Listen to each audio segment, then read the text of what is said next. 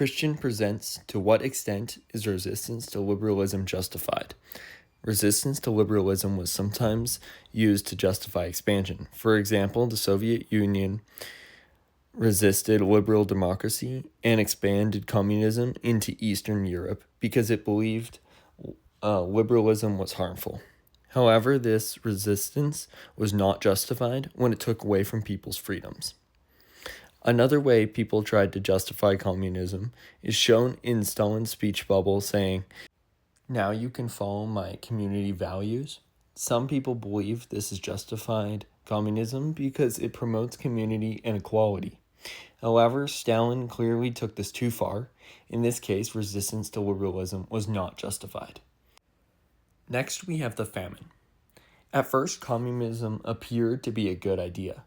For example, the farmer saying, "I think it's a good thing that the state makes sure everyone gets something to eat," shows that the fake reality that communism proposed. In theory, government support could be a good thing if it truly helped everyone.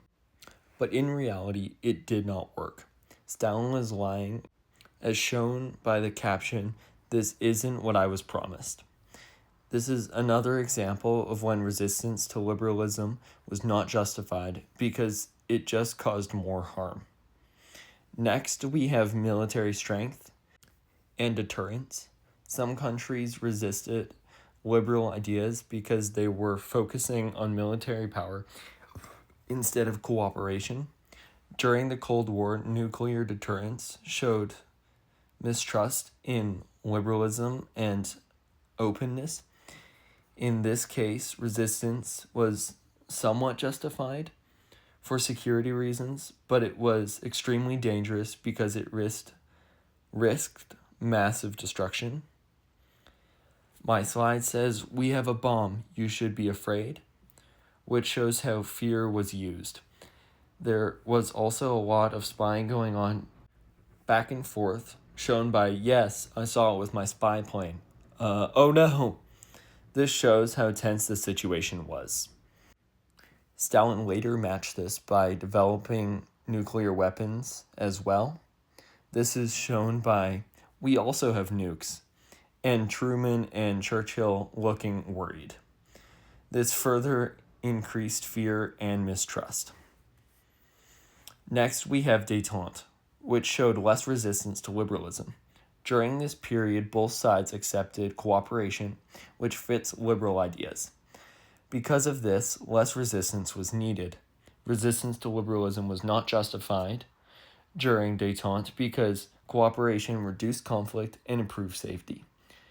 This is shown by the US and Soviet leaders in the 1970s, signing agreements to reduce nuclear weapons. Next is containment, which was a direct response to communism opposing liberal values like democracy and individual rights. Britain tried to stop communism from spreading. In this case, resistance to liberalism by communist states was seen as unjustified by liberal countries. For example, in Greece, the British intervened to stop a communism takeover. The USSR is shown reacting but being prevented from taking control. In this case, communism was not justified because overall democratic systems tend to benefit the public more.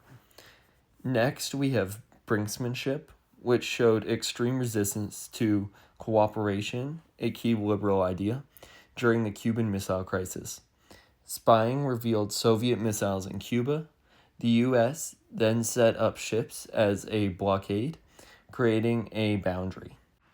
This is a major example of resistance to liberal values being not justified because it risked global destruction, as Soviet submarines even went underneath a blockade, then warned by 2 depth charges, which they mistakenly took as war beginning. 2 out of the 3 officers wanted to launch nuclear weapons, believing war had started because of the depth charges. Luckily, 1 officer refused, single-handedly saving the world, which is why he's often seen as a hero, and why I made this slide for him.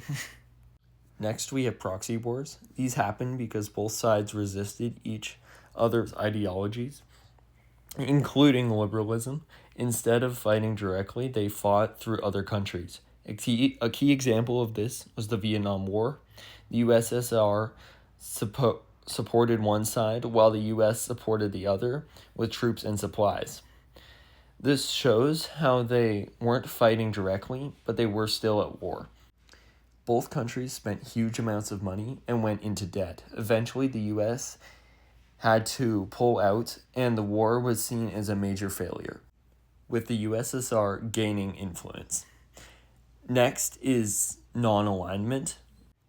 An example of this is India, which refused to join either the US or the USSR. India chose to stay neutral. This is a justified reason to resist liberalism, especially to avoid conflict and stay independent. Finally, we have liberation movements shown by the falling of the Berlin Wall. People in East Germany were done with communism after seeing how much better people were treated under liberal systems. They were also separated from their families, which caused anger and resistance. This is a strong example of how communism going too far and resisting basic rights. In this case, resistance to liberalism was not justified because liberalism was doing a much better job of supporting people's freedoms.